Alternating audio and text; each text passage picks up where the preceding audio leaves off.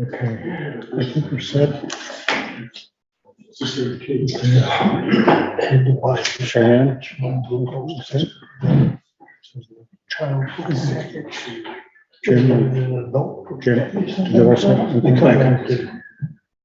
Case for the plastic inside of the kids swallows. I'd like to call this June 19th meeting of the Select Board to order at 5:35. Good evening, everyone. The first order of our business are the Select Board minutes from June the 5th. I would entertain a motion to accept those minutes. I'll make a motion to accept. Thank you, Mandy. Is there a second? I'll second it. Thank you, Paul. Any discussion?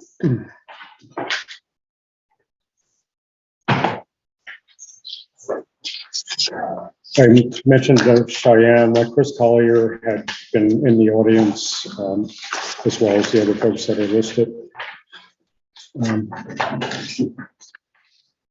Was the only change on that?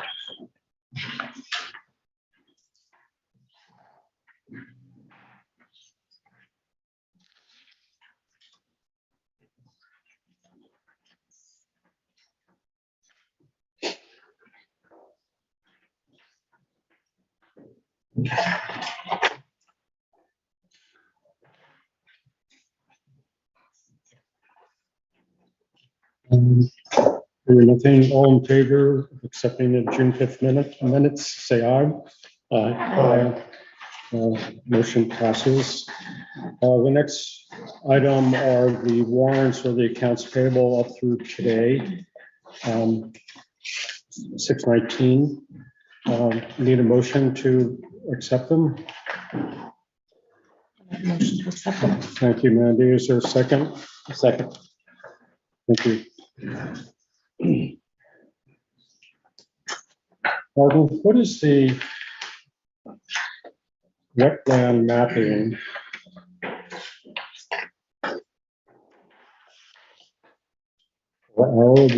Arrowwood Environmental? The Conservation Commission. We're paying half in this fiscal year out of their budget and half next fiscal year. Rob, which area? So on the 17-acre wood, they're putting that accessible trail in, Yes, and down at the bottom of that property, there's a wetland. yeah, And they wanted to make a boardwalk as part of that trail project. okay, And so they needed to delineate where the wetland was. Those were state type regulations about how you can build within the wetland versus next to the wetland. okay. So this is the first installment. I think if it's $800, that amount here. It's 1,110. Yeah, so what we were going to try to do was pay 800 of that out of this year's budget and bump the rest into next To year. make sure. Okay, But it's, that's where it is. okay, thank you, Rob.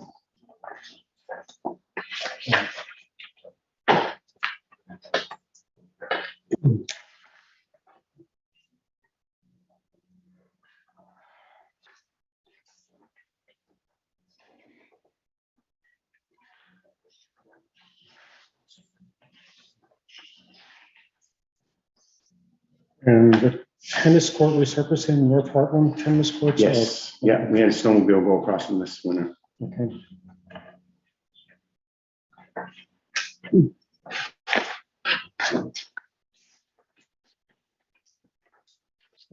Just a general question.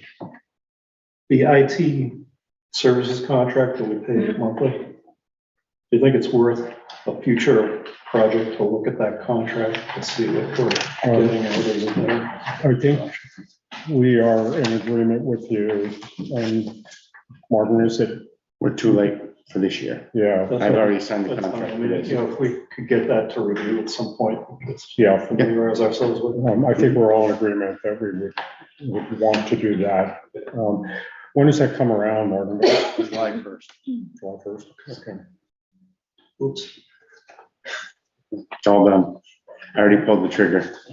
I had to fix a couple of licenses on the contract, but it should go down a little bit for next year.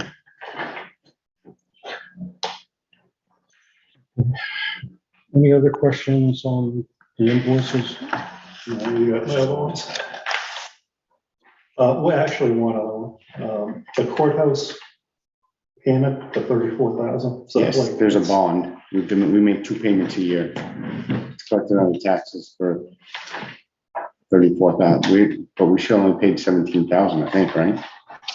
The line that I'm looking at says, excuse me, I can't speak. Windsor County Treasurer Bond, courthouse payment one. Yeah, for 17,000. 34,209. Yeah. I'll have to look at that. It should be 17,000. It's half now and half November 1st. But that's in the next fiscal year. Yeah, it's labeled next year. Yes, yep. No problem. I will get that fixed. Okay. It's a $34,000 bond. If you look on your tax bill, you see we raised But the money. payment right now should be 17,000. That's correct. I think I'd like to do an amendment, a motion that we approve these with the correction of that payment goes to 17,000. All in favor of that amendment? Aye. Thank you, Jim. Thank you. Sorry about that. Okay, any other comments?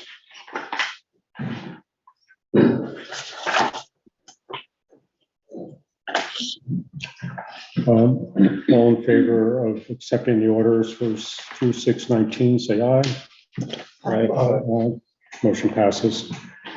Are there any adjustments to the agenda?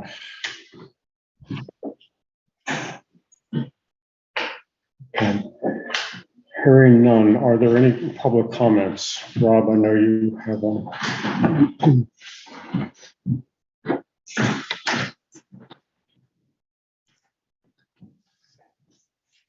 So a couple of weeks ago, the Vermont Center for Eco Studies approached me.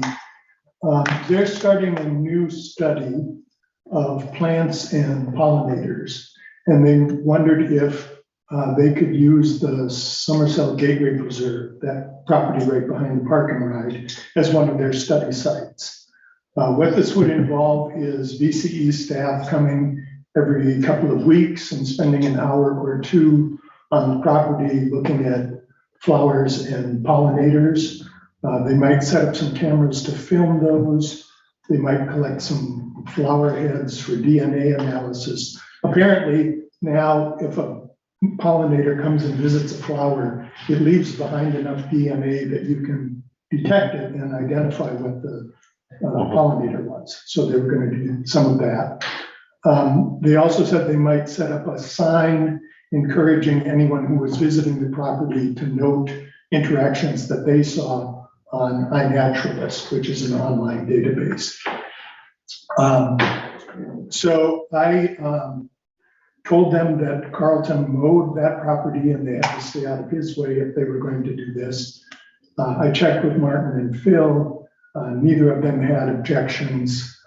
The VCE people have liability insurance, and we have a certificate of insurance for them because they're working with us on the Summer Falls ecological assessment. But Martin suggested that it would be a good idea for me to come and just let you guys know what's going on and answer any questions that you might have. So fire away. I had hoped to see Carlton this past Saturday morning at the Norwich Farmers Market, but it was a bit too rainy for me to venture out. So I'll brain check. But we just want to do the courtesy of letting him know that this is going on. I hadn't heard cameras. Where would the cameras be? So what they would do is while they are there, they would set up a camera to watch a flower and see what pollinators came. My guess is that what they want to do is film a pollinator coming and then take that flower head and do their DNA analysis and confirm, yes, we saw that. And, you know, we saw that on this flower. That's a guess, but the cameras would only be there when the VCE staff were there. Yeah. And Yeah, and I'm not sure that they would always do it or if they would just do it sometimes. They're going to do this at a number of sites around Upper Valley, and then they want to compare the results from all the sites. And they said they would share whatever they learned with us, and we can share that with Hartland residents. That school was in session. It would have been great to get a science class out with them.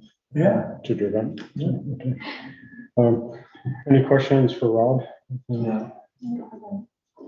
Rob, thank you. Okay. Other public comments? I would just like to recognize something I'm sure all of you have seen. It's our Fire and Rescue Squad 75th anniversary this year. And there was a gathering last weekend, where some of us did attend. So congratulations to the Hartland Fire and Rescue Squad, and may they have another 75 years.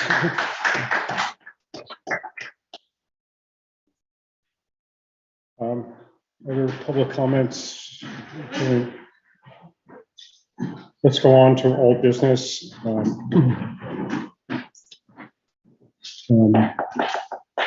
Martin, do you want to walk us through what's going on with the town manager search? Actually, I was going to do the contract.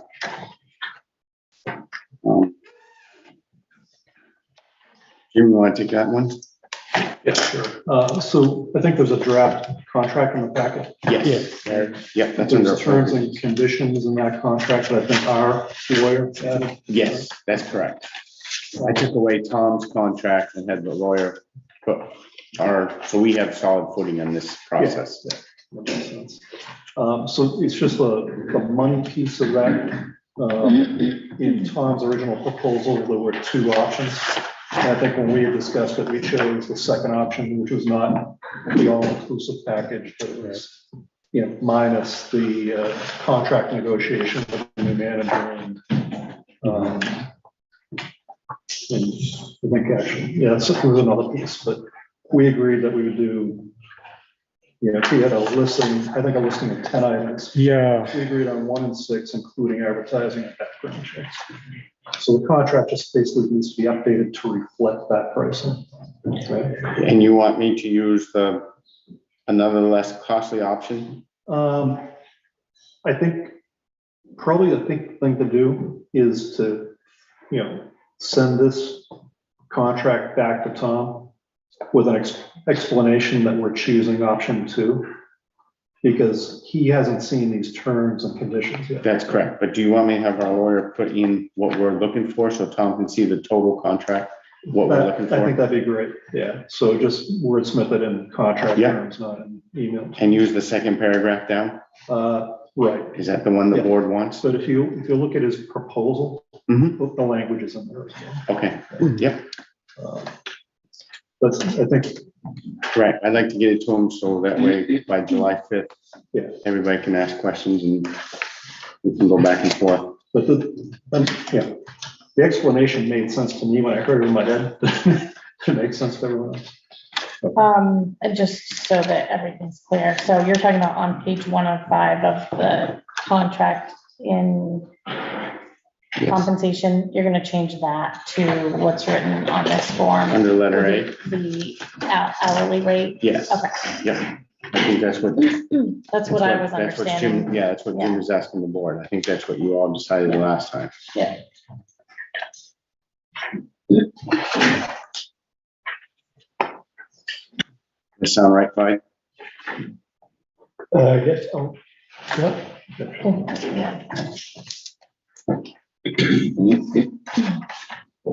And do we have a date when we would meet with Tom? July 5th. July 5th. With the caveat on this very important piece of paper that he is available next week, the 26th, 7th, and 8th, if we just want to do a brief meeting with him, right? So I'm out of town next week. I'm out of town. Okay. Okay. Takes care of that. The napkin is done. So back up so folks know what we're talking about. We decided to use an experienced person in searches for town managers. We've zeroed in on one of two or three that have emerged, and we're created a draft contract, and then we'll be meeting with that person here to discuss the scope of the work. And so we have all the parties, ourselves and they, understand what's going on. We've also have been working on a job description. We will, with this person, kind of refine it so that we are capturing everything that we feel we want going forward. Two points of clarification. For Tom, the recruitment for town, the recruitment piece for town managers is a new business. His business up until recently was really being an acting town manager. Right. The second thing is that the LCT reached out to me, I forget it was Friday over the weekend, and let me know that their contract for the next town that they were gonna work on is falling through. So they're asking if we want a proposal from them. Right. Yeah. I would say unless things fall through with Tom, we just keep them at bay. Yeah. What about just inquiring on what their true pricing would be? They gave us, a contract from another town, Right. which is much larger than we are. Should at least get a copy of the price. Okay. So I'm curious about why we're not including, or we can have some adjustment to the contract that allows us to have him do additional activities, but 7, 8, and 9 in the services that were proposed by Tom, which is negotiations. The background check number 9 would be included. So our prior motion was we would include background checks and advertising. So it's 1 through 6, 9. Yeah, 1 through 6 plus 9. The reason, the rationale that we had at the time to not choose 7 and 8 was that we'd probably have to have our lawyer involved anyway. I guess I would push back on that. We would want our lawyer to maybe develop a contract, but I'd rather pay Tom his rate vis-a-vis an attorney. We're gonna pay 3 times the amount, at least, Okay. of an attorney. What we want the attorney to do is to develop a shell contract for us. So then, if that's the case, that's fine. I think we have to revisit our motion from last meeting. Okay, I'm just, Change it. so, Right, yeah, that's the revision. So if we decide to go that route, Just add it. so maybe You just don't have to have make some any changes. caveats in this, which allows us to ask him for additional things at a later date if we so desire, but we could sort of stick with the ones we want. Right. But just, I think there's other things that he could do that I don't think we necessarily need an attorney to do. Right, yeah, then, well, that's covered in the language. It's $65 now. Right. If we ask him to do other things. so leave 7 and 8 in. Those are the ones that I pulled out. So you're, But I think the last statement I heard was leave them out. If we decide later to have him do work in that area, we'll pay an extra, Right. whatever his extra hourly rate is. because that's what the contract will be rather than the flat. That's what Yeah. that's what I heard Yeah. say, which I think is consistent with our prior motion. And do you want 10 left in or take 10 out also? 10 is just the catch-all. Yeah, pretty much. So I gotta keep going back to that page. So just do 10. We just reserve the right to amend the contract as needed Okay, if mutually upon by the parties. okay. All right, so I'll have 7 and 8 removed. I'll have A taken out. I'll send a copy to Tom. Thank you, Martin.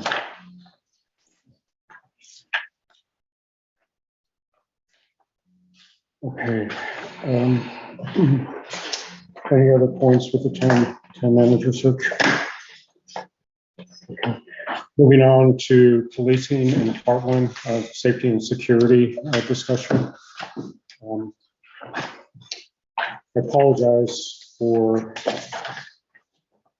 sending something out on a Sunday morning and not getting the packet, but I was hoping tonight if folks had a chance to sort of look at the committee charge to gain your feedback.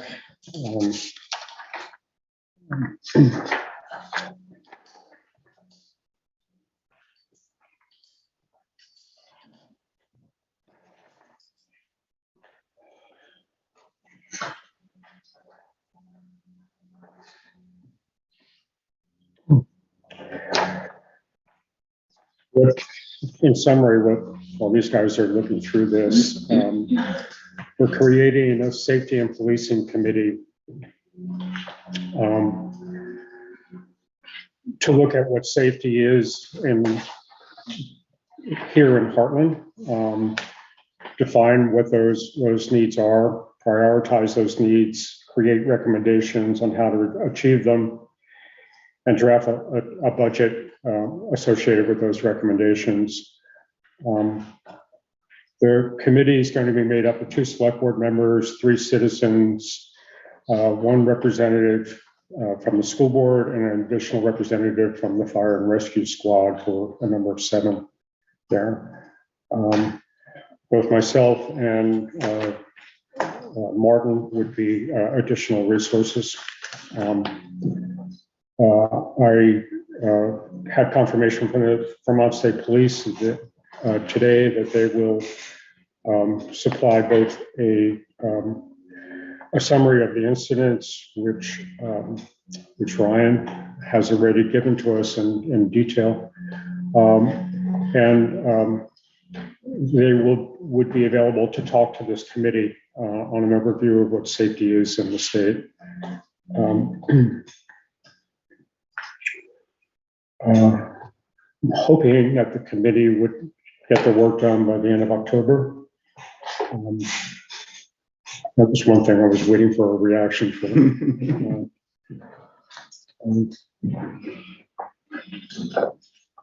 And why we're also looking at, once the committee establishes a list, of having a town-wide meeting to bring everyone in town, have them a chance to reflect on what safety means. When I look at the incident reports, it's pretty varied. Traffic incidents, drug use, domestic violence, stolen property, vandalism, noisy neighbors, mental health, suicide checks, suspicious activities, vehicle crashes, fighting, choking, child abuse, death investigation, dog and wildlife complaints, alarms going off, sexual deviance in the neighborhood, landlord-tenant problems, and on and on. It's kind of the underbelly of our town, so we really need to try to begin to understand what we need, what we can afford, and go from there.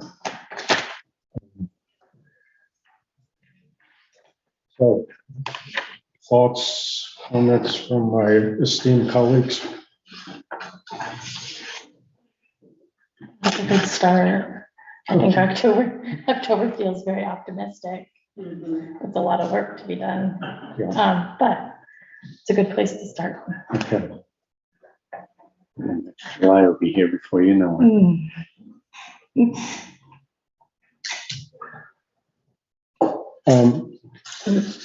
Something that I've come to learn that I feel is very important, and that I'm asking the committee also to become familiar with what's commonly called the social determinants of health, and understand how those, depending upon whose list you look at, 10 or 12 items, really impact safety and the mental health of the community.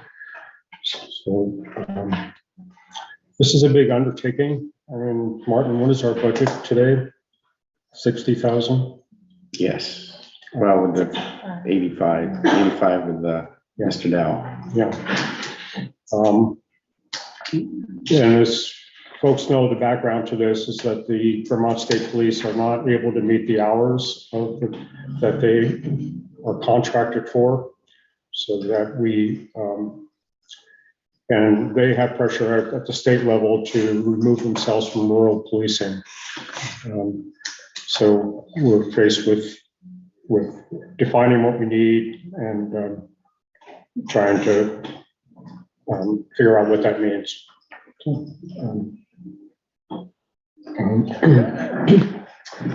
We've had 3 citizens come forward.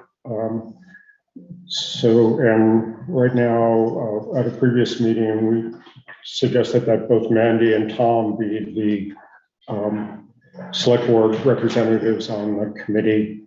I don't know if we should ratify that tonight. I haven't heard back from John Sanders or Nikki Buck. So maybe we should wait till we hear. I would take what you have and get the ball rolling, because October's right around the corner. Okay. Yeah, and I would say that, we would like their participation. It's really their option. Right. And really, they can be a resource to us, right? They can be utilized as a resource for my information for the school level as well as the fire department. Right. The school is important. Well, both are important because there's a relationship between the police and the fire and rescue. And we do have a school safety resource officer today that would factor into maybe some final decisions. The 3 citizens are Trace Tancredi, Chris Nickenberg, and Robin Mosier have all approached us. So if the board is comfortable with those. So have we used the listserv or whatever and asked for volunteers townwide? No, I did not use the listserv. We just, at the various meetings we've been talking about this, those people emerged and declared an This interest. serve doesn't reach a lot of people, the ones it needs to, because when I go over to 3 Corners, I get a lot of questions about Three Corners Market. I get a lot of questions about the 3 Corners project. And I said, it's all on our website. Oh, I didn't know we had a website. I said, I'm putting it on listserv. Yeah, I don't use listserv, so. I think the more nimble the committee is, the faster. I understand that. It's just how we selected people, that's all. So, because you listened in at a meeting, you raise your hand. Well, we had one person come to the meeting and offer. We had a second person write to us to say they'd like to be on it. Yeah, we had correspondence. And a third person approached me twice to sort of say they wanted to be on it. Okay. We spoke about it at least 4 meetings. Yeah. So I think we ought to give the committee kind of flexibility to navigate this. I think we've got a good guide here. Yeah, definitely. But let's give them some flexibility to figure out their path. Sure. Yeah, I agree. Stacy? Just maybe a little bit further on Tom's point. Yes, the select board meetings are out there. It might optically look better if you did put a little bit of word out there, something on the town website, that you're getting together this committee and anybody's interested. I would just say that you might want to think about having a good cross-section representation for those 3 citizen members. So if, I don't know what the 3 of them are like, but if they're sort of all demographically similar, you're gonna have kind of one view. So you might wanna, if you've got younger people or other people, that just food for thought. I know you wanna roll on this, but talking about a town that represents a whole process. Sure. I feel that if we're having a town-wide meeting, that we recover our base by basically saying everyone will have a chance to speak at that point. Are you having that meeting before the committee is rolling along, or afterwards. It's to be determined. The committee will get started and then there'll be a meeting. That seems like I agree closing with the that. door after the horse is out. Good. Dave? Dave Singer, you know, I don't want you folks to take this the wrong way, but the bad actors or the potential bad actors in this area are not waiting for us to form the committee. I know Mandy's gonna work hard on it once it's established. But honestly, folks, I think we really need to get the can moving down the road. And please don't take it the wrong way. I speak to you as a citizen, not as Sure. having a police action. Yeah, and again, just to clarify, we have signed a contract with the state police to start in July. So we are covered for policing. We just realized that they have limited hours that they can. But we've known that for a long time. Yes, correct. Right. Yes, Sherry Park, but these committee meetings would be open to the public, aren't they? Yeah. Okay. Yeah. So they'll be posted and the public can attend and submit any suggestions or. Well said. okay. So, just my experience has been that I think we should make it clear that this committee is advisory to the select board.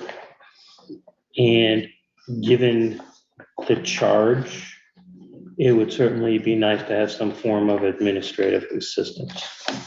I don't know who is going to be taking notes, who's going to be following up on various things that we come up with. I'm just, if you want this to move quickly, someone needs to take minutes, someone needs to distribute the minutes, develop agendas, contact people who would like to talk to, et cetera, et cetera. That's correct.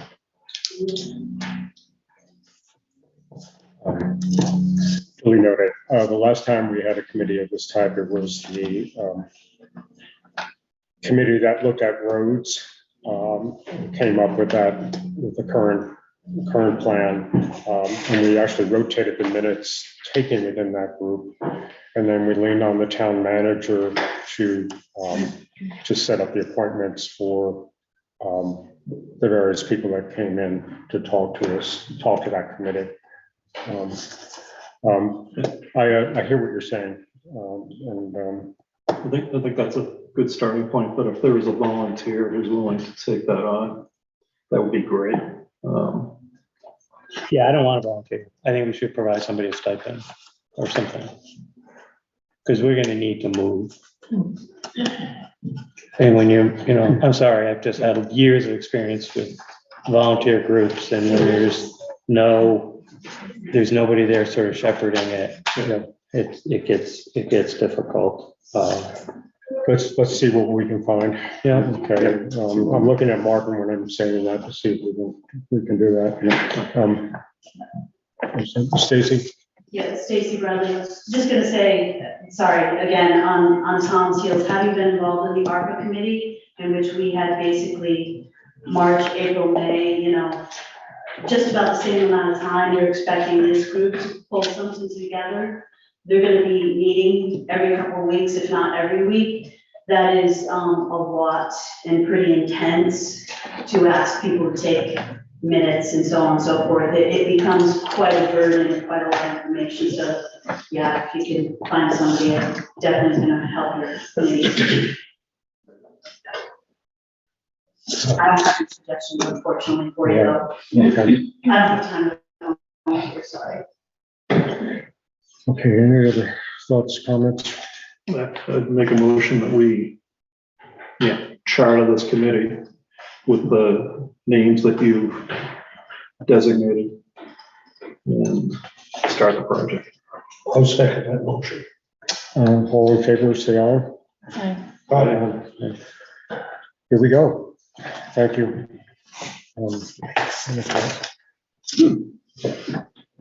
Okay. Next item are committee commission reappointments. Martin? We'll reappoint, the board's gonna reappoint George Hi there. You want to come on up, please? Introduce yourself and your reappointments. Hi, I'm Rebecca Golden. I'm the chair of the planning commission right now, and we have two members that would like to be reappointed for a new term. They're here, George Little and Dan Germain. How long are your terms? 2 years. And they're staggered? Not these two terms. They're not. Rebecca, the open position that you have, you're still drawing on that one a little bit? Yeah, we haven't had anyone attend our meeting, and we like to have them at least attend a meeting. Okay, And then we have an executive session and decide how we feel about the candidates. okay. Good. Dan, George, any comments, or you want to run out of the room or anything like that? or- You want to keep this down? Okay. And I I look make a for a motion motion. that we reappoint George Will and Dan German for the planning commission. So second, Second. Hey, George had his hand, Jerry, your hand up. oh, sorry. I just make one comment. I spoke to Charles a bit ago and said that maybe three, I've been on the planning commission for quite some time, left for a while, I'm back again.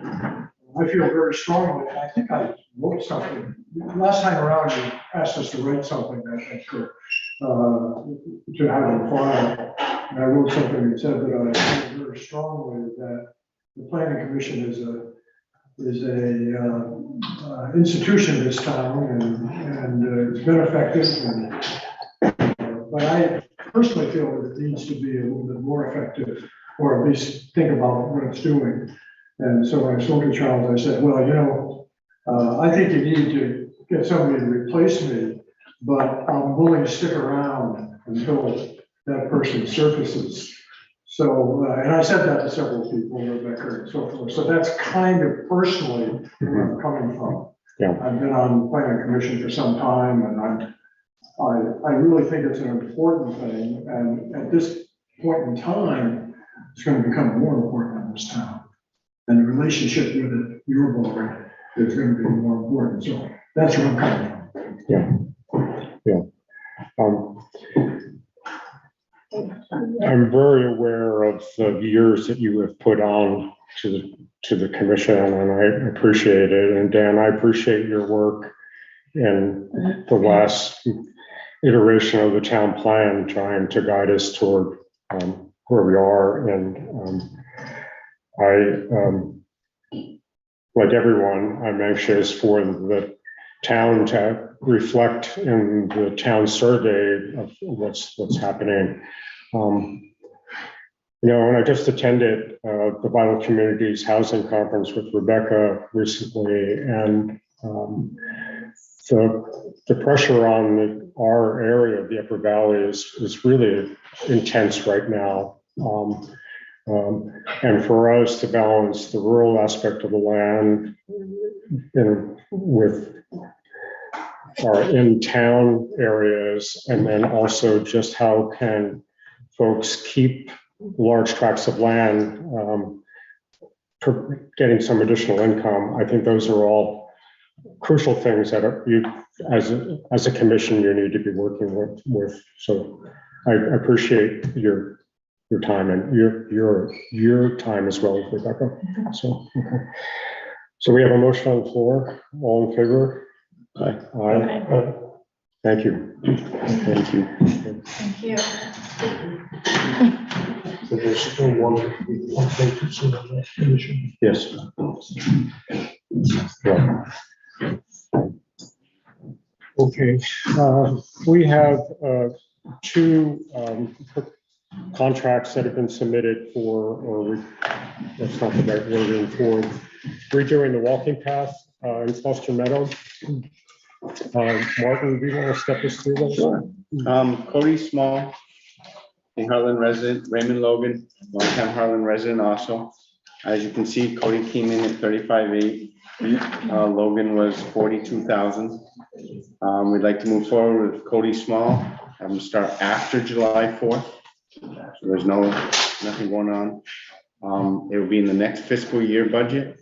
We have a donor that's going to pay half of it, so the town only has to pay for half of it. And he's going to fix some of the drainage in the field that gets flooded.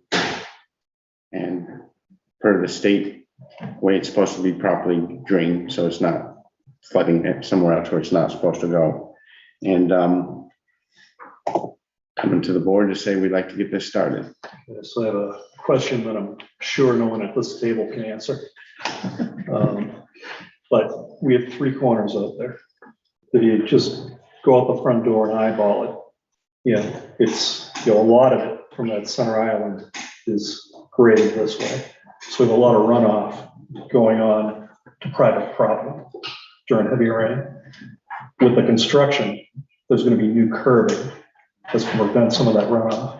It's also going to be new storm drains. It's going to collect some of that runoff.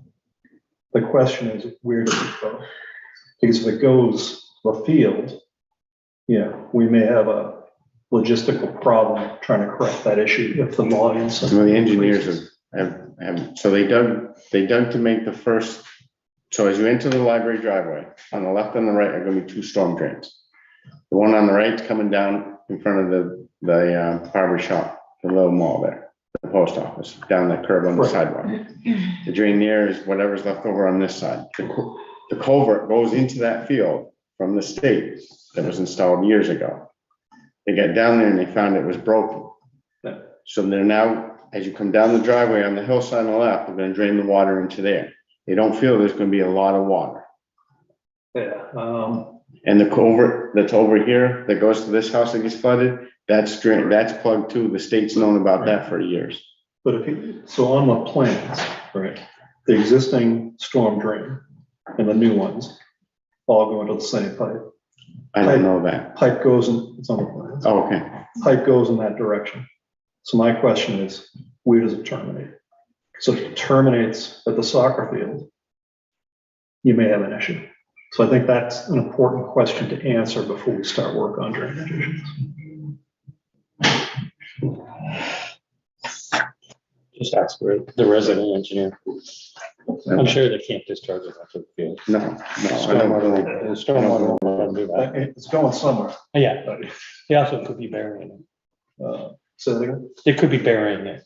They dig a trench and they put stone in and so on, they It just goes discharge down. it into underground. Because I don't remember seeing a culvert on the side of the hill at Mike's parking lot. You, Clyde? The parking lot at Mike's?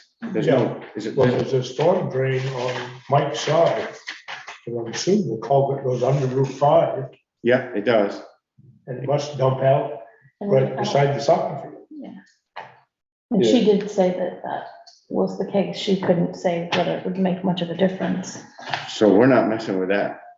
This trail does not go anywhere near that. This trail, he's thinking of moving it in so that way it doesn't flood.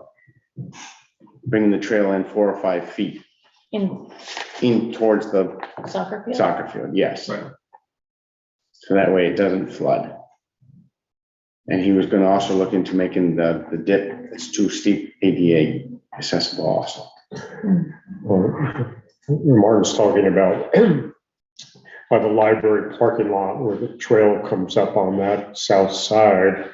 The slope is not, so it's a Severe. different issue. yeah, Yeah. so just change that. So do we have specific activities as far as what these folks are gonna do, just so we have something to go back on if something isn't done the way we want? I mean, there's no attachment A or whatever No, defining what they're doing. no, that's what they use. Yeah. I'm gonna have a hard time approving this without some type of an attachment, because I have no idea what they're gonna do. They're just giving us materials. What did the RFP say? I don't remember. what Was that to was. reconstitute the existing trail. Yeah, Because it seems as though Raymond Construction and Cody Small have different approaches. Yes.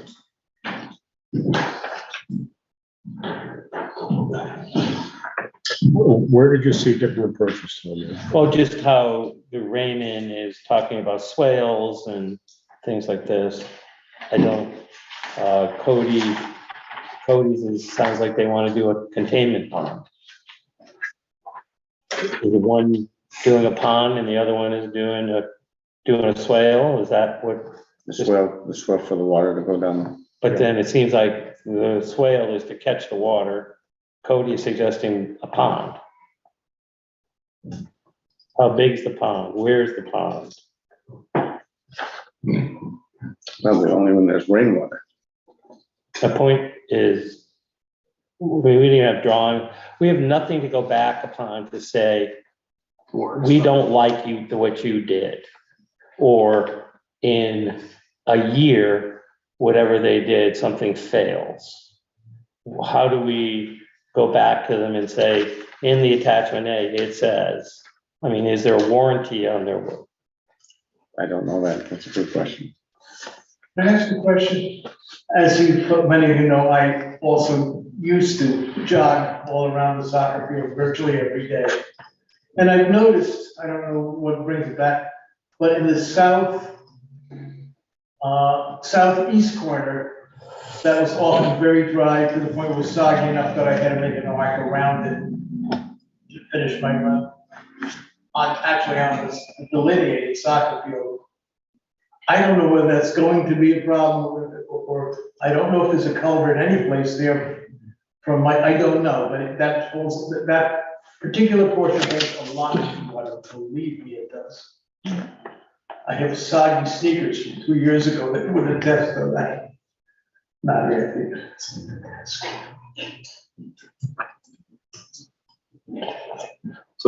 So maybe we should recap. I think we have one question on the table.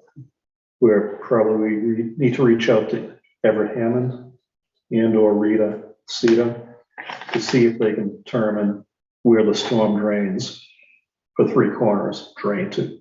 So that's one question. And the second question, I think, is around the specs for these contracts, right? So that we know exactly what we're buying. No, if we get an engineer, it's gonna go up. We're not, I don't think we're asking, I don't know if we're asking for an engineer for the, Because these guys are probably not engineers. They probably are good at what they do so you're saying that in relation to which question? to the water. We have folks installing storm drains. Somebody on this project is gonna know where that water drains. See, Well, I'll take a walk over tomorrow and see what it drains. I have no problem doing Well, I mean, it's gonna be underground. that. Right. So that pipe could come out under BG's, it could come out from Albrook, it could come It out. comes out in the field. I know it does. You show, if you look on the diagram, there's a diagonal line right across Route 5, right to the, as you're looking at the library driveway to the left of it, because that's why they're putting the storm drain there to come connect into it. Because I was looking at that last Tuesday when they dug down and couldn't do what they wanted. Okay, it could, They dug down, but they couldn't. So they dug down, they found a cement wall in front of the culvert. And then they went to go to the culvert and there's the original culvert and then someone put another extension piece into that piece and cemented it, where the cement where it was put together was broken. And they didn't think that they could connect it properly and stay together. so what did they They do? fixed that cement and the next day they dug across on the other side of the driveway, the library driveway.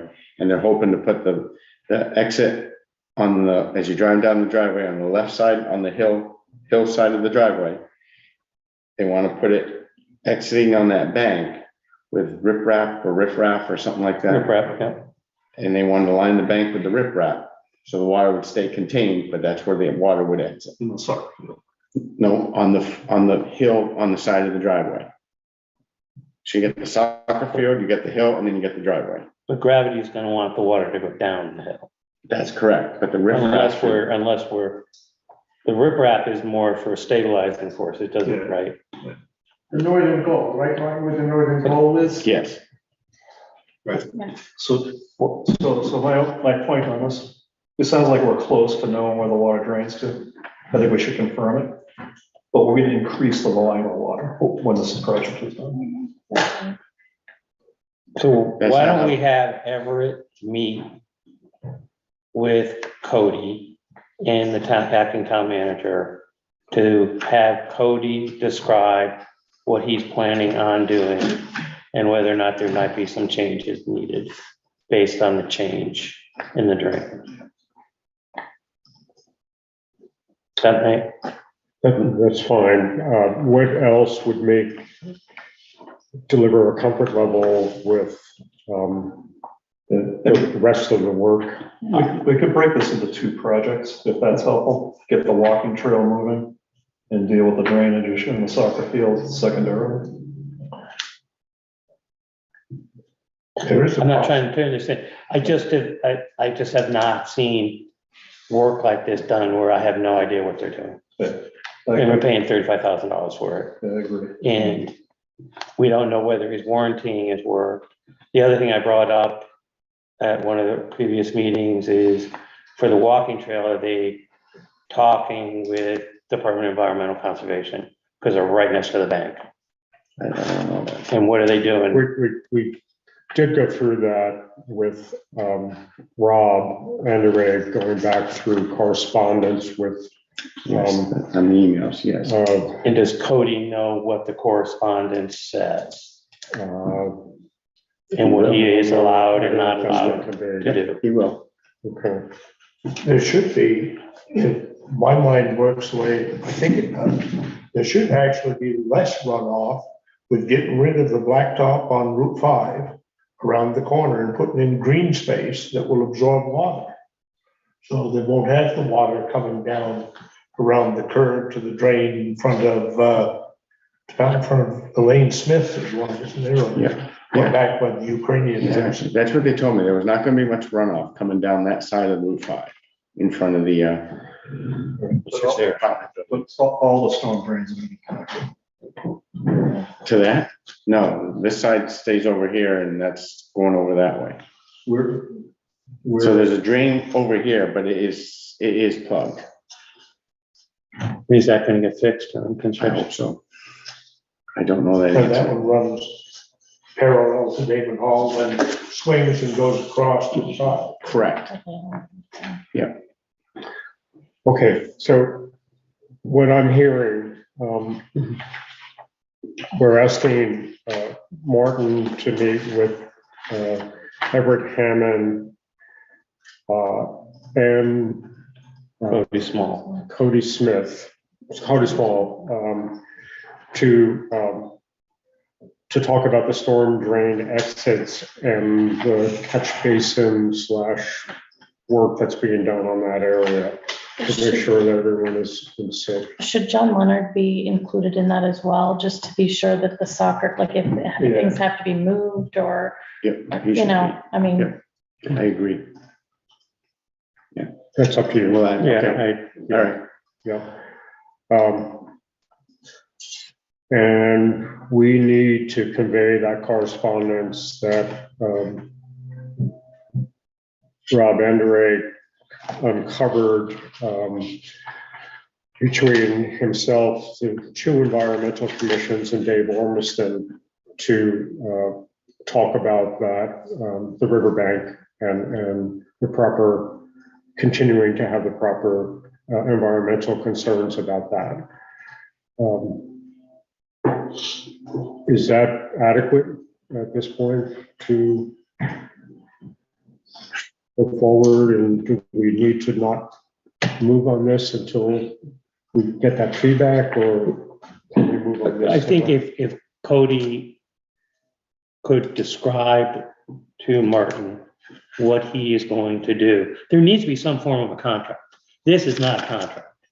No, it's an estimate. This is an estimate, so we have to have some kind of a contract. Okay, yep. And I can certainly provide you with, a contract. And in the contract, we should just have what we call an attachment A, which is just going to outline simply what it is. I had a contract from VLCT. I just haven't had him fill it out yet because I want to make sure. But there should be outlining, here's what I'm going to do.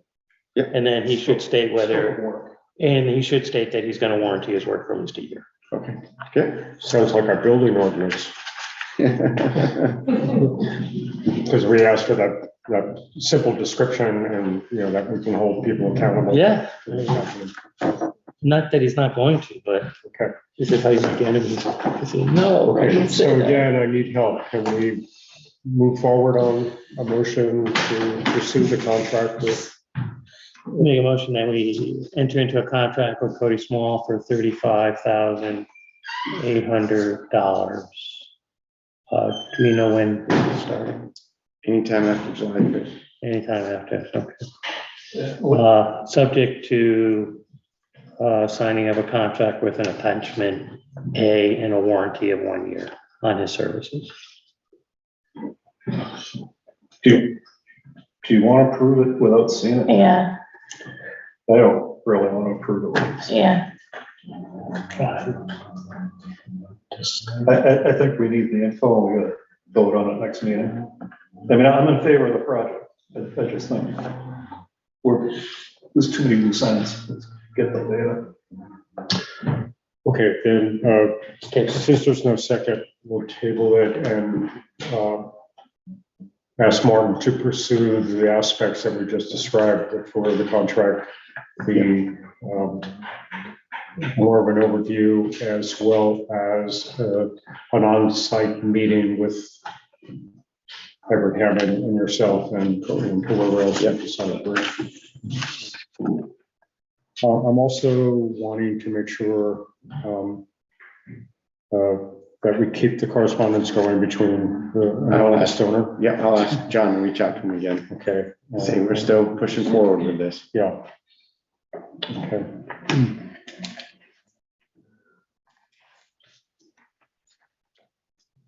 Okay. If there's no additional discussion, moving on to new business. Brian, you want to talk to us about the dog warrants? It's really form of procedure that you folks need to do each year. So you have a copy of the dog warrant. Essentially, you are passing on your duties to the constable around the licensing of dogs. Okay, can I just try to understand the process? Assuming we get on this path, do we send out notices to people so that they can respond? Maybe they forgot, and they have their. How does it work?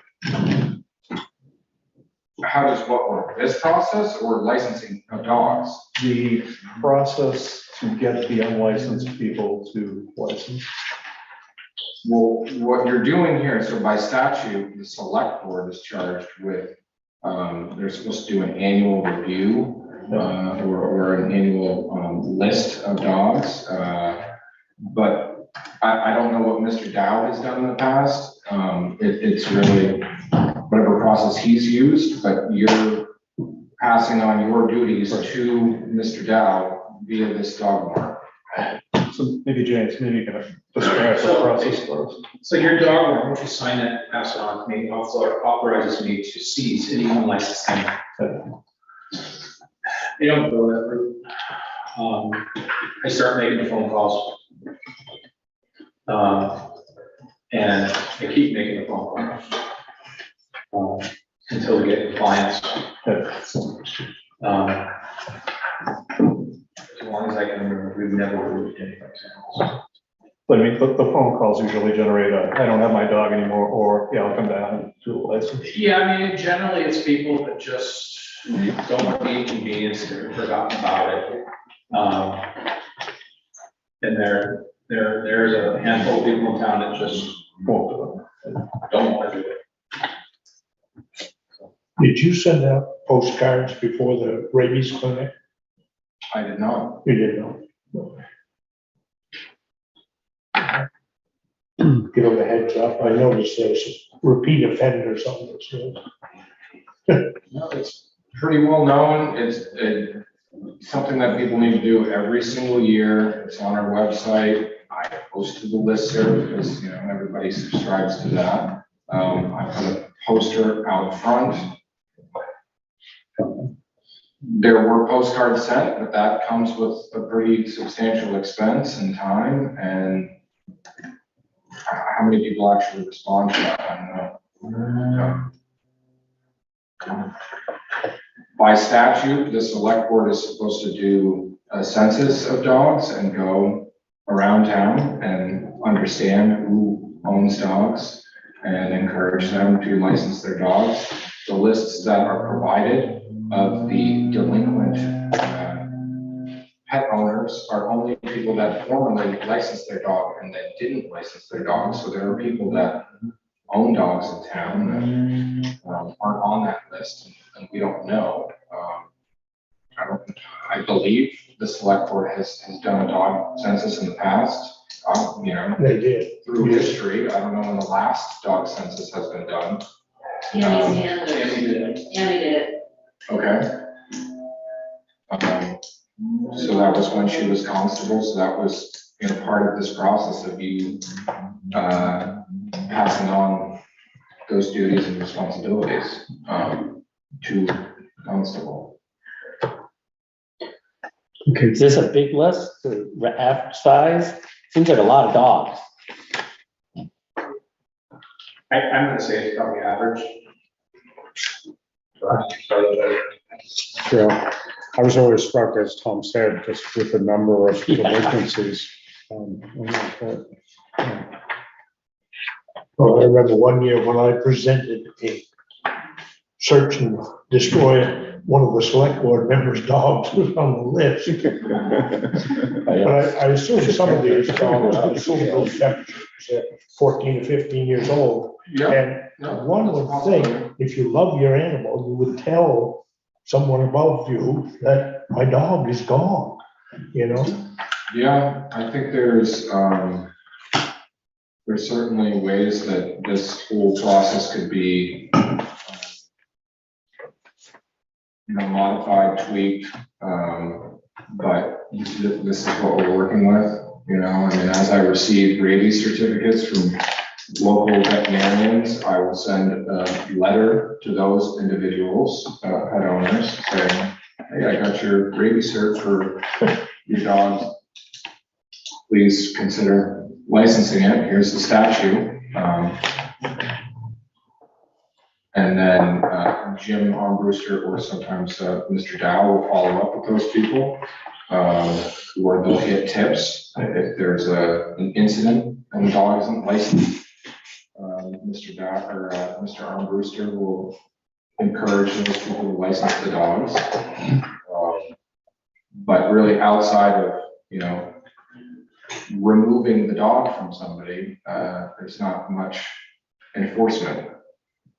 Some towns take it very seriously. Some towns fine pet owners $25 every time the constable or other person that has the authority to enforce the dog licensing per this warrant. Every time that person attempts to go to the property, whether the people are there or not, they are fined $25. That seems a little excessive, but each town approaches it slightly different. Some try to find people, but it's not something somebody can go to jail for. So difficult to enforce, but it is one of the oldest statutes in Vermont, and legally the dog can be obtained. I have a technical question. Do we need a motion or just our signatures on the form? I think you need a motion.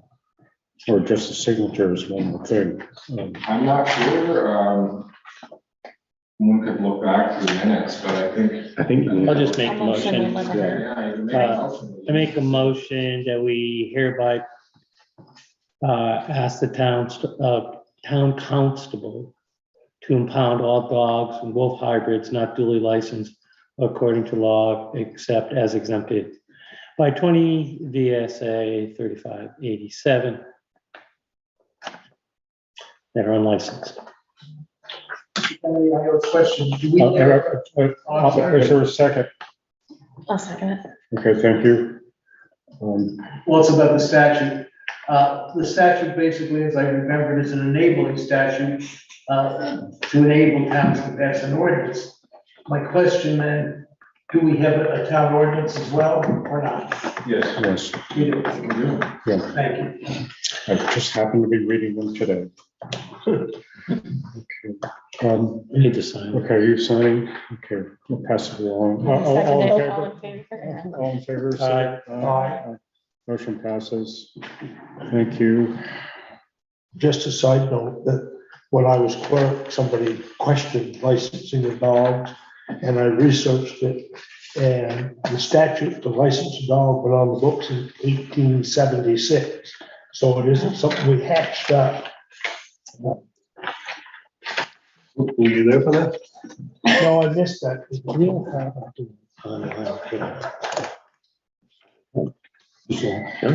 you can pay your dog. Okay, dog license tag. All set. Put the dogs in the children. Our next agenda item is the digitizing the land records. Brian, do you want to step us through these? So, as I'm sure you're aware, we have digital land records. And currently, our digitization goes back to 1994, which is book 84. And there are 3 more books that are in legal format. And the scanners that we got when we and Clyde started the process with COTS Record Hub, which is the company that we contract with for housing the data and providing the access for people to our digital land records. The scanners we obtain can work with legal size paper format, which are the book size that we're using now. But from book 80 back, the size is, I think it's not 11 by 17, but it's much bigger. It's bigger than legal size, and we don't have scanners that can accommodate those pages. So we have no way of digitizing them ourselves in the clerk's office. So I have been getting quotes over the years from a couple of reputable sources, one of which is COTS Record Hub, the other is Record Force, which is out of New Hampshire, which many Vermont towns have used in conjunction with COTS Record Hub. Records Force has the more favorable quote, and they have availability, whereas COTS was a much higher quote, and they are booked for years into the future, in large part because municipalities are utilizing ARPA funds to digitize their land records. So I would like to go with Record Force to digitize the books that we cannot do ourselves, and that would get us past the 40-year title clearing window and would get us to where the books are bound, which would be much more expensive to scan and index those books, but I don't know if there wouldn't be an immediate need to scan those books because they go much farther back into time and are rarely referenced for research. And do we have a fund for record? We do. We have a records preservation fund, which the clerk has access to, and digitization of records is an acceptable use of that fund. And how much is that? I sent it with the email. I think it's 34,000 or 33,000, somewhere in that range. And there's going to be an additional almost 7,000, I believe, that will be transferred into that account at the end of this fiscal year, which is revenue that we've generated in the clerk's office from recorded documents. So for each recorded document, it's $15 per page, $4 goes into the records preservation fund, Yeah, there's, specifically for these purposes. I believe there's 34,000 at the end of last year. I think that was, off the top of my head. So there's plenty of money in the account to pay for this project. And I just wanted to let you know what we're pursuing in the clerk's office. I actually believe that you're in charge of that. We don't have to vote on it anyway. That is correct. So this is just, So we probably have to vote just this contract. Do Huh? we have to vote to accept the contract? No, Let the town manager. no. The records preservation law, when passed, said the clerk will have absolute control of that money. Control of the money, but do we have to approve a contract? And he chooses who he wants to do it. I mean, I'm totally fine if you want to sign the contract. I'm not worried about that. I'm saying this is, just trying to let you know, so, when something like that comes up, you're not caught off guard. With all due respect to why, as you mentioned, the clerk has sole access when the initial digitization project was pursued. I don't think the select board knew anything about it. When I took over, I had to bring the select board up to speed with a project that I didn't start. So I'm just relaying information so you guys are aware of how funds are going to be used out of that account. Well, Brian, you have, How money is going to be used. just out of curiosity, just 3 different charts that have different amounts. Are you suggesting all 3 charts? So you have one, it's investment outline, then you have table 2, scanning volumes 39 through 80, and then table 3 is scanning volumes 38-1 by index and book number. So is it So all of those combined? No, the quote that was, it was 7,200, it would just be scanning those larger books. We would index the I see. books ourselves. Really, we're contracting out the capability of scanning those larger books that we cannot do ourselves. Okay. So it will create more work for us in the clerk's office in terms of indexing them. But what I found is the initial scanning and indexing that COTS did, there were a number of errors because it was done by them in a batch way, and they took index information from the card system and from printed indexes, and there were a lot of errors. So I'd much rather do that in-house where we can make sure that the index information is accurate. We just don't have the ability to physically scan the documents. Brian, just 2 questions. One, in the write-up, there's a list of attributes that Records Force is using to describe what they're going to deliver: date of record, grantor, parcel number, and so on. Are you comfortable that that's an inclusive list of what you were expecting? Yes, but that's at a minimum, just so the documents can be identified. We're actually going to be providing all of that data. Okay. In our system. So the way that it'll work is Record Force is basically going to scan all of those books because they have the capability of doing that. We're going to create a file that we'll share with COTS. COTS will upload that information from that file, and then we'll have to go in and index the individual documents and then release them. So nothing will be made public until we've done that work, as we're doing now with the books that we have the capability of scanning and indexing. Okay.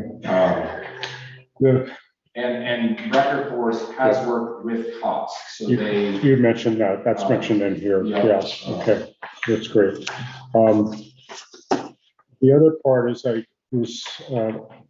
social security numbers are going to be redacted from what? So in some of the older documents on deeds and mortgages, individuals actually had to put their social security numbers. Okay. This is something that I ran by VLCT, I ran by COTS, and I ran by our town attorney. So we are not liable as a municipality. I am not liable as a clerk if there are social security numbers or EIN numbers on digital documents. There are disclaimers that COTS has. We have a disclaimer, and we are not liable if for some reason someone has access to those. If someone comes in, anyone can come in and research the documents in the vault, you know, with access from myself. There are social security numbers in some of those other documents. So it's more or less the same thing. Someone can come in, Yeah. take a picture, take a copy of that.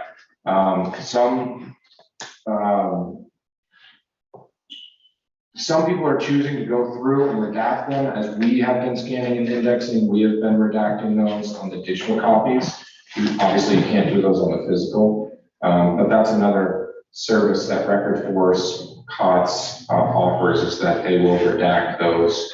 They have ways of essentially, you know, scanning for those, what would be 7-digit numbers, or what's an EIN? It's, I think, 9. So they have ways of expediting that process.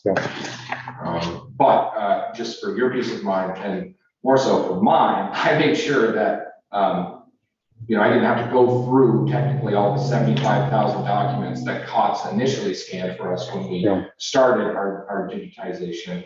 I wasn't liable, you know, the town isn't liable for those digital copies. Okay, any other questions?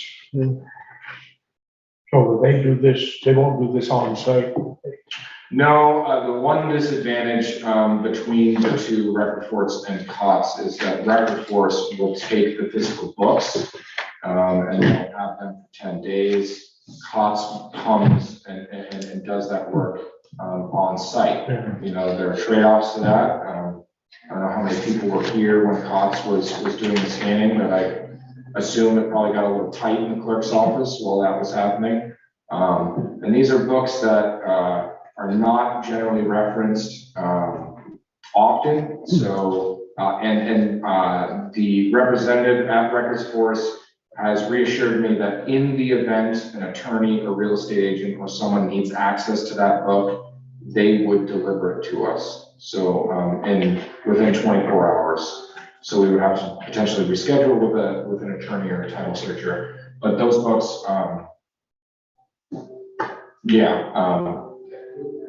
hard to do title search when there's not much to offer for sale in Hartland. So I feel confident that we will not inconvenience anybody, but in the event that we reference one of those books, Records Force will bring that book back to us, or provide a copy for us if we have a book and page. Okay. I think it's good luck. You know, it's actually exciting that you're able to get to this next level. You know, you know, our online record copies revenue is about half of what our service fee is, and then we make that up and then some with in-house copies. So it's not a net loss for the clerk's office and for the town, but more people are moving in that direction. So, and it's a form of redundancy. You know, if anything were to ever happen to the documents in the vault, we could reprint those books. Yeah. Great. Okay, let's move on to new business item 4. Recently, I received a request from the Windsor Supervisory Southeast Supervisory Union to create a memorandum of understanding to use Damon Hall in case of an emergency. The emergency would be at a school, and and they would want to use Damon Hall as a media center should something happen. This is not an event that would happen at the elementary school. Should an event at the elementary school happen, they would use another facility like the Windsor School or the Weathersfield School. This is to have a media center that would be positioned in a town near where the event was happening. So we have Martin included in our packet. Just to clarify, so this is not, if there's an event in our school, this is an event somewhere else. Within the supervisory union, and the event would be not at the elementary school, and which would then trigger Hartland being used as the media center. Okay. And we have also an evacuation point for the elementary school. This is a different. Different. So that's why it Yeah. can't be used for this if it's Heartland. Yeah. Okay. Yeah, I think we heard the fire chief, John Sanders, talk to us one evening about when the latest drill was crossing the kids through the current intersection was quite a hairy proposition. Okay, Martin, is there anything you could elaborate on or? No, you clarified it fine. I will, I'll sign it and email it to him tomorrow. So I make a motion that we enter into a memorandum of understanding with the between the Windsor School and the town of Hartland. WS. Yeah, with the Windsor Southeast Supervisory Union. That's clear. Yeah. That's clear. Is there a second? I'll second it. Thank you, Mandy. Will they let us use their school as a warming shelter? They may not have a generator. Okay, all in favor, say aye. Aye. Okay, I think that's it on that one. Town manager title. After our last meeting, Jim took me aside and said that we might be wanting to change the title for Martin. I went home and looked up what the difference were between the two words that we're talking about here, acting versus interim. I'm concurring with Jim, and tonight we want to officially move Martin into the interim role as opposed to the acting role. The acting role would be for someone who's like Mr. Emerson was on administrative leave, or there's a physical reason to be out of the office for a certain period of time, then someone is acting with, and we're now transitioned to that period where we're acting. So that's just, I think we just want to acknowledge that and make a motion to make that change. Make a motion that we recognize Martin as the interim town manager. Second it. All in favor, say aye. Aye. Aye. That was quick. Okay. Now we turn to the interim town manager for their update. Number one, obviously, we've taken care of. Excuse me, I have to go, but I want to ask the board to do a favor. My next door neighbor, Tom White, is ill, as you probably know. He's out of the hospital, he's at home now, his children are there. Could I ask you folks to send a get well card and keep him in your thoughts and prayers? I consider that, I think as a part of the whole neighborhood, it's a very thoughtful thing if you folks would do that. I don't think it requires a motion. Yeah, Thank you, Dave. Thank you. I had no idea he was ill. I wasn't aware of that, and I miss his phone calls. I usually get a call. And he usually drives on past my house at 6:10 I every don't morning. want to, but it is a cardiac. So, Okay, That's too bad. that's too bad. thank you so much. Okay, thanks, Dave. All right, I reached out to the state police. I reached out to the state police to patrol during the construction. Martinsville at first, because of the school was still going when the project started. We didn't want people speeding and shortcutting through there. The officer said he was gonna do his best. He wasn't sure, so I reached out to Ryan Palmer to see if he would be able to do some time. So we have a 3-week contract with Windsor Sheriff's County, $65 an hour. I asked him for 2 or 3 hours in the morning and 2 or 3 hours in the afternoon to keep the speeds down, keep people honest. I asked him to please be nice unless the person obviously decides not to be nice. If you notice though, Martinsville, there's signs at each end that says not through traffic. I've done everything I humanly can possibly do to try and keep the traffic off Martinsville. I've been watching the Three Corners construction, and there's been traffic backed up, and I've timed it, and it's never made it to 3 minutes. It's been pretty quick. Yeah. Have there been complaints No. from people on Martinsville Road about, No, but I got a couple phone calls at what ifs. but nothing? at this No, point? Okay. nothing at this point. We've had no complaints. Like I said, the traffic's backed up a couple times, Pretty quick though. and it's 2 minutes, 2.5 minutes at the most. So it's gone very smoothly. So how many hours a week? You said? 2 or 3 in the morning, 2 and 3 in the afternoon, Times 5. school hours. Yeah, 5 days a week. 25 hours. Yeah. We get, So 100 hours a month. well, right, 2.5 weeks, or 3 weeks, ended up being 3 weeks. He started on the project started on the 12th, so 12th, 19th, and 26th, so 3 weeks. Okay, so what's 15 the days. reasoning for 3 weeks versus? Because I want schools out, and I want to make sure people understand that we're watching what's going on in Martinsville. So it's a behavior Yes, modification. yeah. project. that's what we're trying to do. And if we start hearing more problems, I'll probably do it again in July. All right, so Because the locals don't want people racing down the road either. about 75 hours. Just about, At yeah, what price? $65. And you get enough in the budget to cover. Oh, absolutely. We never even came close to it. I'm still on track with a 1% surplus in the general fund. I will not do another budget update because now we wait for the accountants to balance us out. Everett Hammond has set his office up downstairs here. If you folks wanted to talk to him, he's here all day. If he's not in here, wait 5 minutes. He's in and out of here all the time, but please swing in and see him.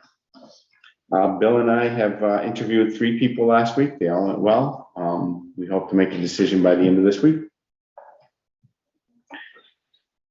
So we have Otter River Creek, the engineer firm. Otter Creek is doing the engineering on the Jennyville culvert.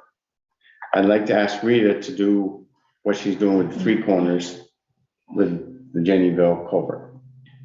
So we can get the RFP out, because we have a very small window to do that next year, July to October. And we have to have everything lined up so we can get into the water system. And so I'd like to use Rita to facilitate, do the RFP, the scope, and hopefully have a bid out by the end of September. So I'm unfamiliar with the processes.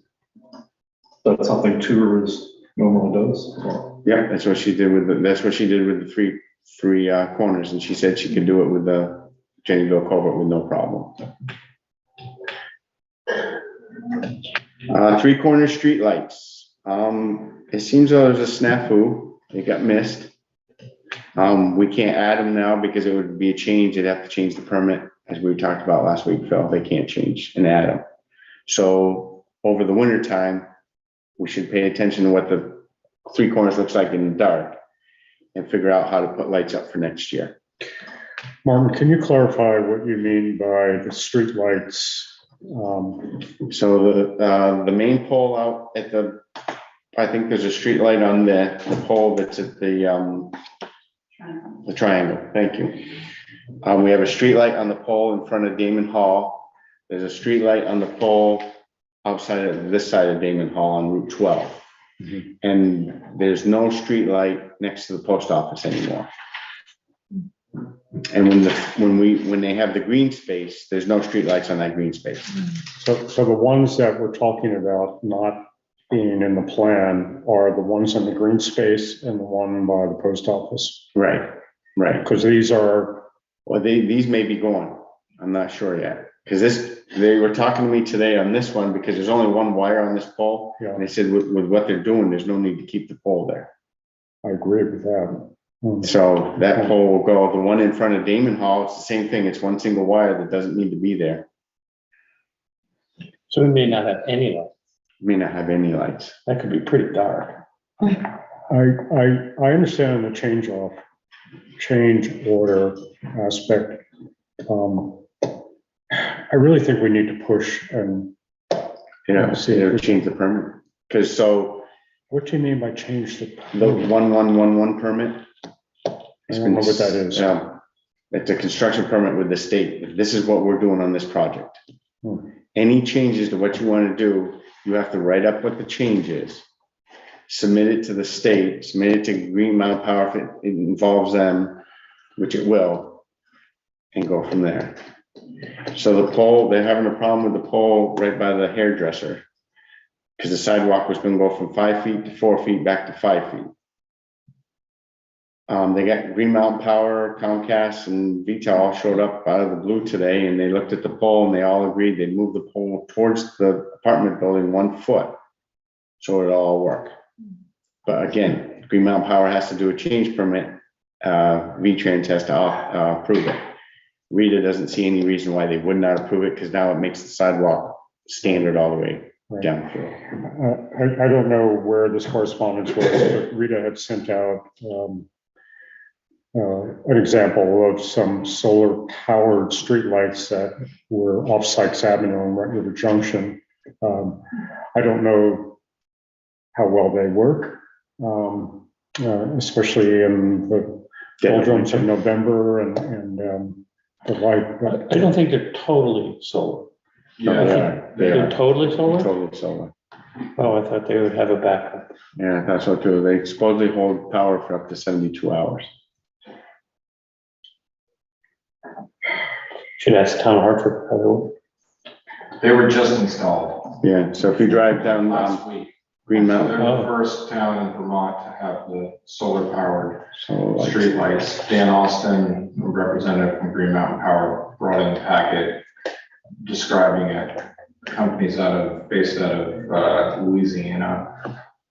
It's a nice picture of a cactus on the front of the packet. Where they have a lot of sunlight. Yeah. I did some research on the company. They don't work well in severe weather or snow load. So we'll see Might be a problem. how they do on Sykes Ave, right, potentially here. exactly. I did chat with Dan outside the other day, and he thought that they were maybe in like the $1,400 to $1,500 range. I would have thought they were probably like $5,000 or $6,000. They are. If we put 4 in, it'd be $22,000. Oh, so you got a quote from, A quick, just kind of a down and dirty. oh, so, okay, so then a lot more than what Dan thought. Yeah. That's what I thought. I thought it was gonna be like $5,000 or $6,000. So- grand. If there's no light out here, what's that pole, the new pole for? The light's hanging on it right now with 1 wire. So they want to take the wire off of it and just take the pole, which will take the light. If they're not gonna move the light over to the new pole that's out there? Isn't there a new pole there? There's a new pole, the light's on the new pole. Oh. There's 1 wire on the new pole. They want to take the new pole, the old pole, and just take it away. Yeah. I think we need to push. I think it's really dangerous. We'll see what they say. It's also, Because the state of Vermont, I mean, they've been heavily involved in this. I don't see why it would be a permitting issue. It seems like Green Mountain Power is gonna be able to move it. They're gonna have to go through permitting. Yep, it'll take a week at least. Let's ask a different question. Does construction stop during this process? For light, no, it would not stop. Well, I don't know that answer. I mean, rephrase that. Moving the pole, I don't believe it would stop because you're not changing for this, you're gonna have to dig a hole or bury that part of the pole to wires to the pole, so you're changing the project. That, you know, But we're gonna- it's worth researching.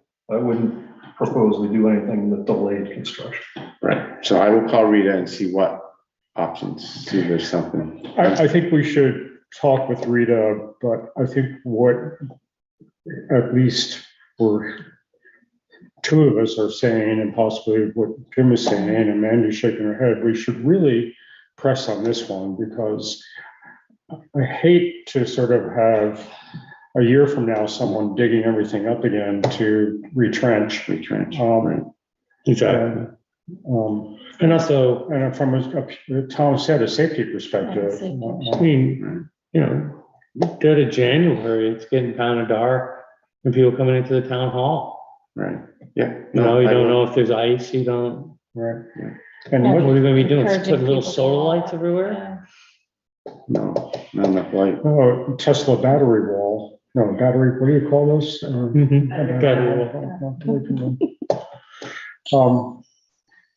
Who's our original engineer on this? Not CGI, it's, VHB.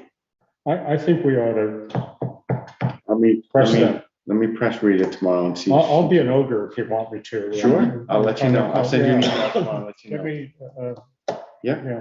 Yep, let me find out. The delinquencies are at $82,000 at this point. We're $29,000 ahead of last year at this point.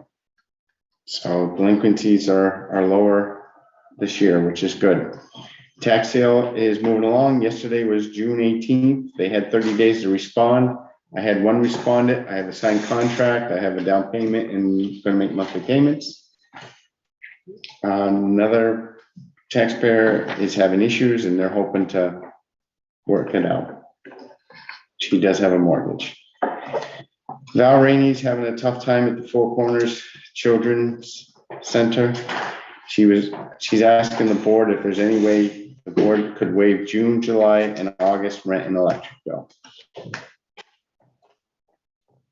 Val has been a citizen of Hartland for many, many years. The business has been there for at least 25. What's going on? I don't know. Has she ever missed a payment or? She's always paid right on. Sometimes electric bill, she might pay 2 months at once instead of, instead every 30 days, she might pay 60, but no, she's always made her rent payments. She's always made the electric payments. And what about the cost to the town to forego it? The cost will be basically the electric bill. So it's, But are we taxed on that property? Because I think we were, so what would the tax, I don't know what her rent is compared to, that wouldn't the tax burden. adjust it any, would it? For, Their tax on it, I don't know. Well, we I are couldn't tell you rent versus tax, but there's property tax on it because it's leased out. I don't think we should be in the business of, doing handouts to private corporations. Ooh, I was fairly new on the board, if not brand new on the board, and a discussion about the board's role in these kinds of things came up. And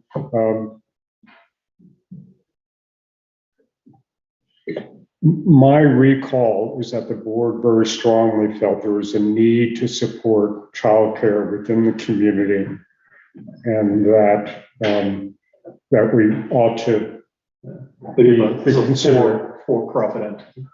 We have no idea what the profit is in this business. Or if this is just additional profit going into the business that we cut. but that's not for us to make that decision. It's her business. We're just leasing, we just have a lease contract saying, Right, so we have a contract. Do we really need to, walk away from our contract to enable a for-profit business to potentially make more money? What's the average electric bills? Like, what are we talking here? We're talking $100 or so it's $1,000? And then, it's really odd. So it's Martinsville Electric. It's the hydro. Mhm. So 2 months ago, her bill came in at $752.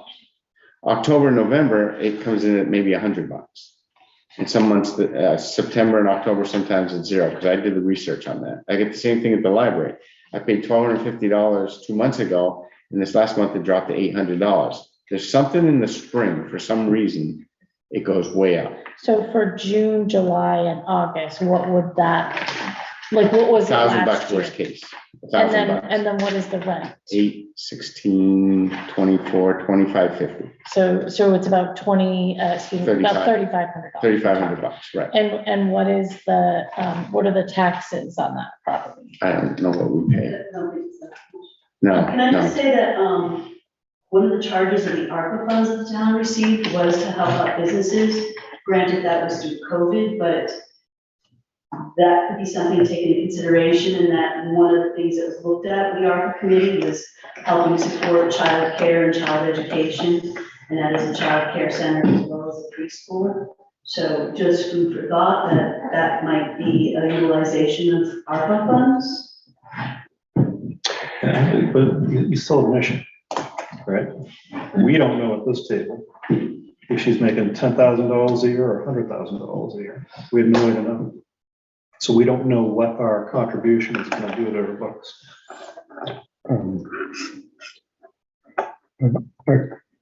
My kids went to this, and I've known Val for, in this capacity, and I don't think she's making too much money from this operation. And I think we all know that there's been a childcare crisis across the state. I worry about the ARPA funds because we have the cooperative nursery school and our other daycares in town. So I do worry about that. If we're helping one, how come we're not helping the other? But what businesses qualify and what businesses don't? Yeah, If Three Corners Market is having a bad stretch, while the construction's gonna go on, you're gonna waive their taxes. again, this is childcare, and there's an after-school program, as well as normal childcare. So I'm going to keep quiet and let others. I'd like to hear what others think. So I think, I understand the childcare piece of it. I'm probably not an advocate of any out-of-pocket expenses. So waiving electric bills, I think that those should really be on her. It sounds as though, from what Stacy was saying, the amount that we charge her for rent, and if we waived 3 months, it will still cover the taxes. So there's not a burden to the town or a direct cost. So I would be an advocate for waiving the 3 months, but not the electric bill. Just because they are the only center, really. I don't know of any childcare center that's making hundreds of thousands of dollars in profit a year, especially that little place. Maybe what this begs the question about is, are we providing, I struggle with why municipal buildings, we're actually paying rent, why they have to pay taxes, and their way around that so that we don't have to necessarily do that. So I think the town is providing this building to the childcare center because it's providing a community service. Mhm.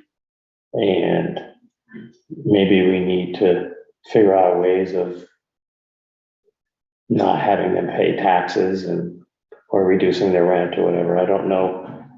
It's still a town building. Yes.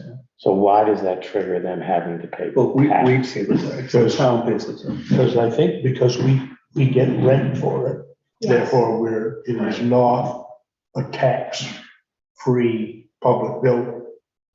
Technically, I think we should be paying taxes on the rec center for the nursery school, because they collect money and they pay us rent. I don't know how that one slipped through But, so I would suggest that we, till we make a decision, we waive June's bills. And we just have Martin go over there and have a conversation with Al and talk to Al. He was attempting to do that, and it just didn't. Yeah, couldn't come together. But I think we need to support these folks. I mean, this is people need childcare, so they can go to work. Yeah. And it would be terrible if she shut down. I don't know how many kids they support there. But do we have any information from her? as to No, what the I challenges are? just couldn't make it over. So I think Maybe it's something- Martin can answer some of But your, we should have we're something. not gonna be doing an audit of her tax returns or whatever, but again, But we should have something in writing Last year's tax bill for them. to describe the situation. so. My daughter has gone to Four Corners for 4 years. So one would think that I would support something like this. I don't. I don't think you should waive rent. I think rent is already very low. The discussion that Phil brought up, it was around increasing the rent, and the rent was not increased because the board wanted to support a childcare facility.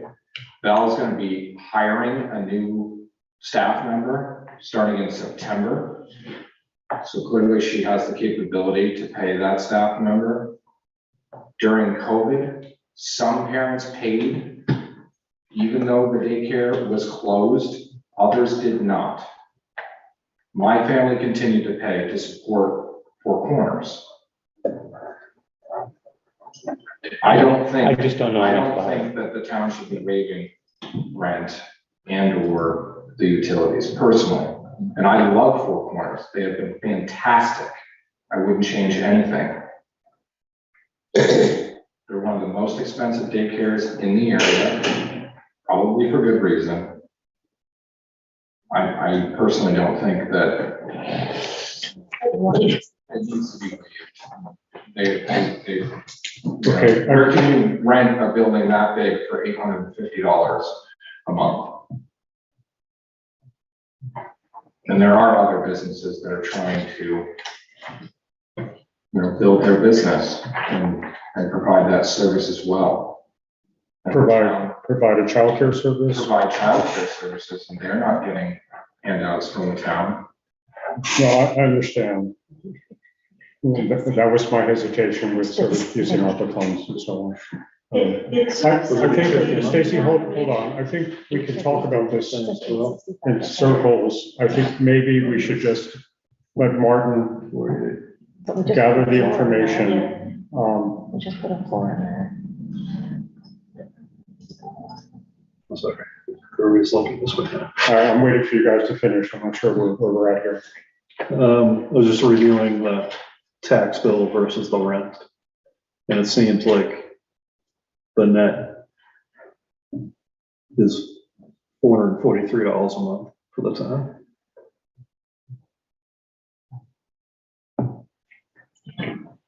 So, yeah, pretty low net for the town for that building. Better than that being vacant like in Hartland. Did we just put a floor in that building? We just painted it before and. So we spent So there was a additional considerable amount of money. expenses. And we're gonna put a new roof on it at some point.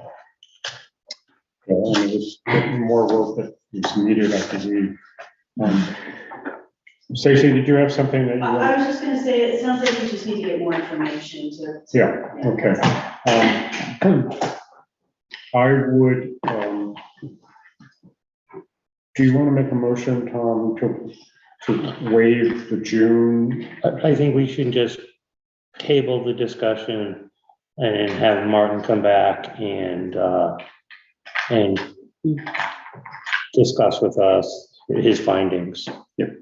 And I'm leaving whether, and we'll leave it up to Martin about whether or not the rent will be paid or not till after. I mean, I think we should just wait. Okay. And see, and if we decide that we don't want to waive it, then she's gonna owe us for rent. But until then, let's just figure out what's going on.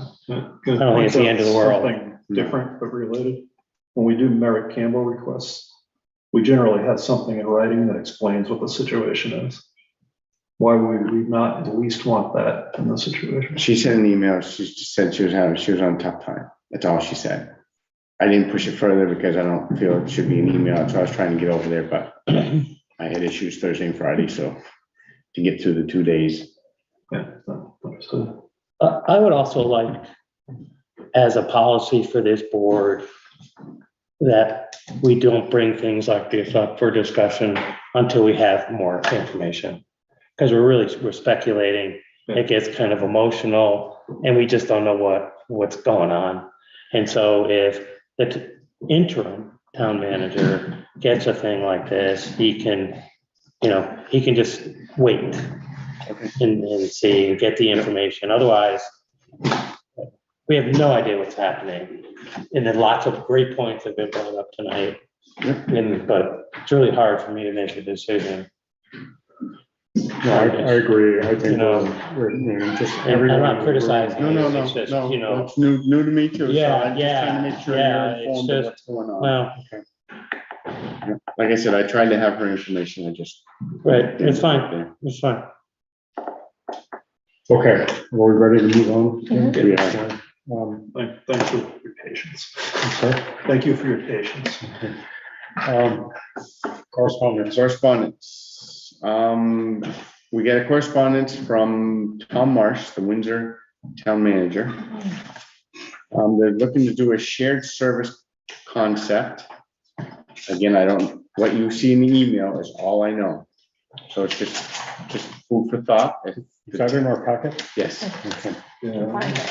it's basically food for thought, so look it over, and if you want to bring it up to a board meeting, please let me know. So I can tell you, since this is going through our office, towns are finding that they're having difficulty hiring part-time staff. And so they're looking at two options. One is having a regional planning commission hire the person, and then there would be individual contracts with the participating towns. The other issue other concept would be, is a single town would hire a person, and then that person would be shared. So, many times, I don't know, we'll use a zoning administrator. Most towns don't need a full-time zoning administrator. People who are a zoning administrator, they want to get benefits, so they want to work at least 30 hours a week. And so this is a way to see if they can try to put that puzzle together. So that, and it doesn't, and they're looking at this for assessors, listers, finance people, a lot of different things, just given the employment environment. Right. So that's what's going on. Thank you, Tom. Yeah, I do think we should pay attention as we have an ordinance administrator slot that's coming open. And if I read the email correctly, they're looking at maybe 20% of an FTE or 25% of an FTE that may be available that we could use in that part. So I do. I was excited to read that, and I think there's opportunities there.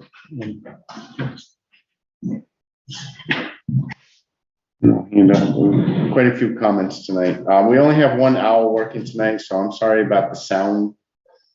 Just letting the audience know. I see we only have one owl on the table. So they've been talking about the sound. My next correspondent is Spencer Braley in North Hartland, owns Spenny's Hot Dogs. And he wants to know if he can set up his hot dog cart on the common up in North Hartland.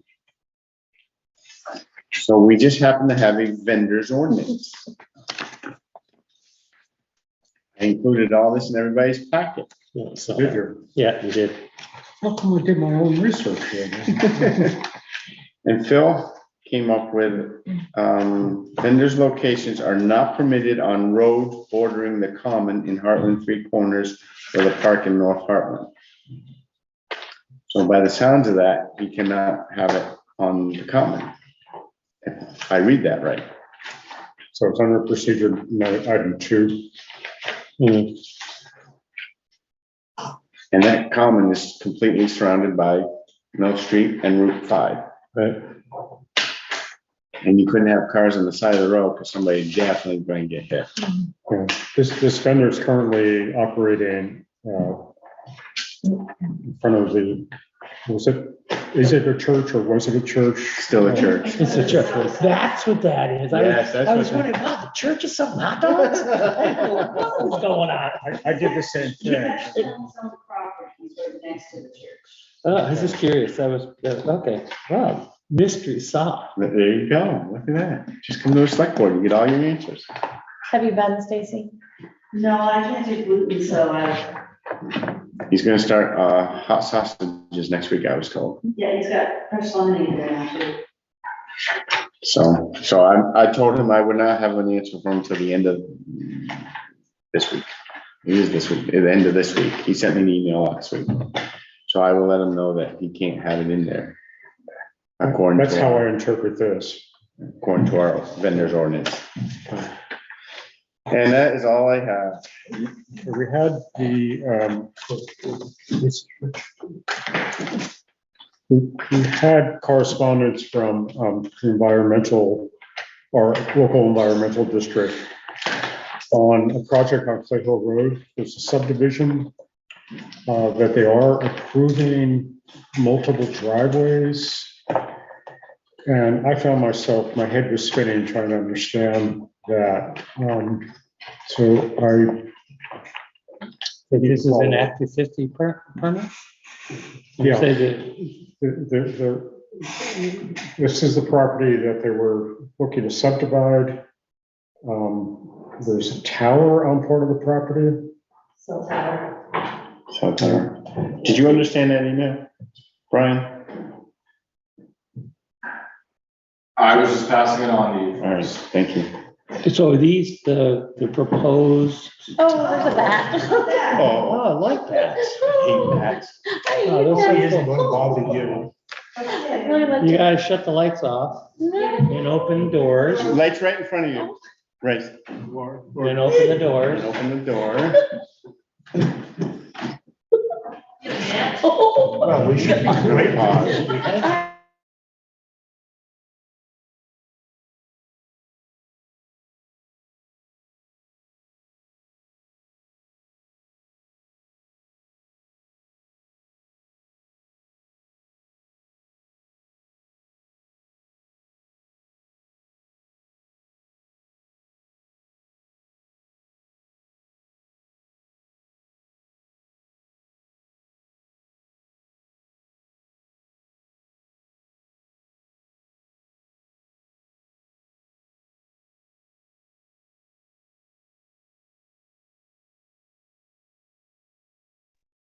Hey Kurt, hi.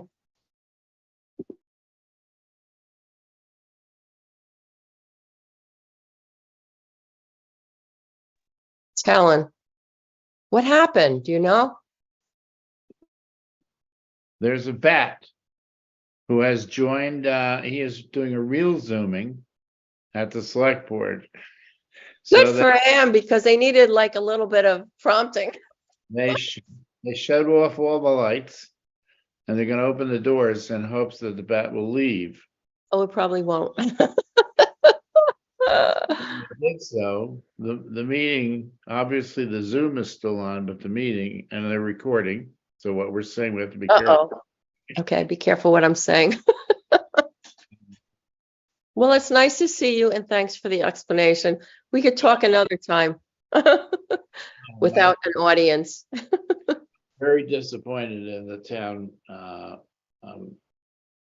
pinching pennies over a childcare offer.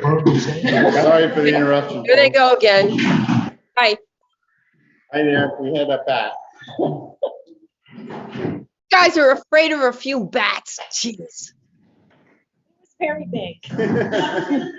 Not all of us. Okay, with that, I think, So what, can we get back to that? Is those the proposed conditions and we can respond to the conditions? I don't know. I Can you did not send us understand. that? Yes, I can. Yeah, I'll find it. Because Do you have the generally we email? have like I'll have Brian 15 to 30 days. I'll have Brian resend it to me. I'll have it to you guys tomorrow. I think just do using the existing driveway that already goes down to beyond the tower. I think that's what it is. Oh, is that what they're gonna do? Go up the main driveway and then have more driveways? Yeah, 'cause- so if you go up the driveway, and there's two houses there now, and there's, from what I thought I read, they were gonna be proposing to use what is sort of the existing trail that cuts in between out to the tower. Oh, Could be wrong, but This is the wood property in North Hartland. yes, yeah. just south of, or east of the, reservoir area. It's not, I'll get the email. Get it All right, to you. I'm sorry, is this an Act 250? Yes, That's what I'm trying to figure So out. it should be in the Act 250 database, exactly. Yes, it is in there. yeah, I'm sure I saved the email because I was trying to figure it out. Yeah, I couldn't, it wasn't very informative. 'Cause usually we get a letter for that. Upcoming agenda items include continued discussion on the town manager search. The planning commission townwide survey. I need to do a little homework on what's happening there. Capital program plan, North Hartland Schoolhouse Committee, employment policy, and continued discussion on the Four Corners Children's Research. The renewals too. Anything else for tonight? A quick question. In the minutes, it said the future item was unlicensed salvage yards. Is that, So I took it off because I haven't heard a word from them for 2 weeks. oh, is this? And today they came in and got the old permit because they're gonna fill it out and move forward with it. Okay. So that will be on the agenda here pretty quick. And also on the next one, just a quick, sorry, I should have put this in, just thought of it. An ordinance for no electrical wires above ground in 3 corners. Correct. So we'll have the meeting. There's a process. I get the process. So I was hoping that we'd start it July 5th. We put it in the newspaper, we wait 14 days, so when our next select board meeting comes up, we approve it, yea or nay, and then that way all wires will be underground. Okay.